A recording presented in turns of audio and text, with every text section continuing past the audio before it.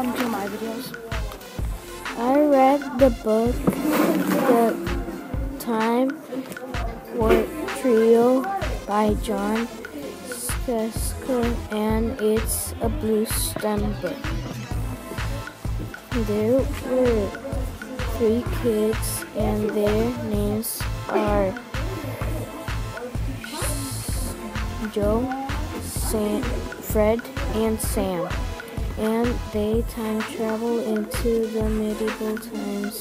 They don't know how they got there, and they are trying to get back home. My favorite part of the story was when the 3 kids read the note. The magician